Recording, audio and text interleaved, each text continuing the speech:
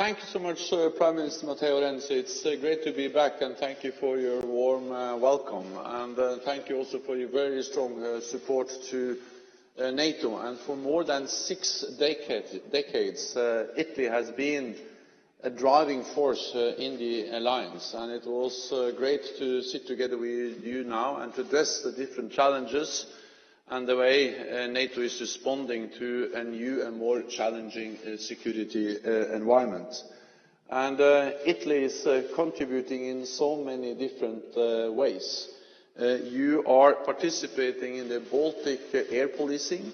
You have assets in our Mediterranean presence, active endeavour, and you contribute a substantial number of forces, both to our operation in Afghanistan, the Rescue Support Mission, and to Kosovo. Add to that that Italy also plays a lead role in the increased readiness and the preparedness of our forces, being a lead nation for our very high readiness joint task force, or our new spearhead force. I would also like to mention that Italy hosts different important NATO assets and facilities, like for instance the new alliance ground surveillance capability, which is cutting-edge drones, which will increase our ability for situational awareness and for reconnaissance and the collection of information, which is going to be hosted at the Sigonella base in Sicily. So you are contributing in many, many different ways, and I'm very grateful for the strong contribution of Italy to the alliance. This is important because we are faced with both a more assertive Russia to the east, but also with turmoil, violence spreading across the wider Middle East region and North Africa. And NATO is responding. We had just excellent discussions on how we prepare for our next summit in Warsaw in July.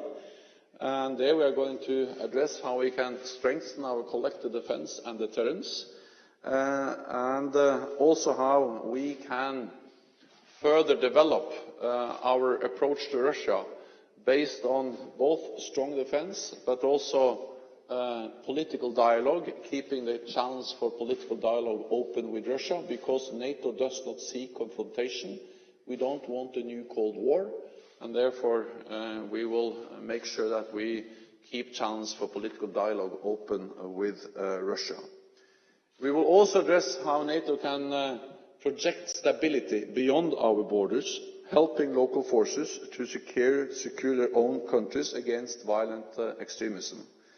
And NATO has started to train Iraqi officers. We will address how we can scale that up, enable Iraq to fight ISIL and to stabilise their own country. We are also working with countries like Jordan and Tunisia, and we stand ready to help Libya build its own defence institutions, if so requested by the new government of national accord in Libya, as part of a broader UN-led efforts. And I spoke recently with Prime Minister Sarash on how NATO can assist, and he will soon send a team of experts to NATO to identify how we could help the new Libyan government of national accord. Our training mission in Afghanistan is another important contribution to combating extremism and terrorism.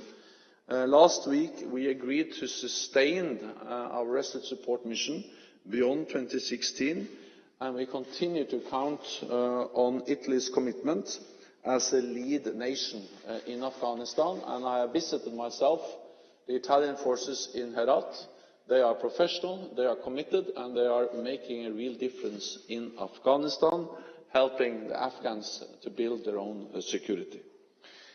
We also discussed our plans to deepen EU-NATO cooperation. We are working closer together than ever before, the European Union and NATO.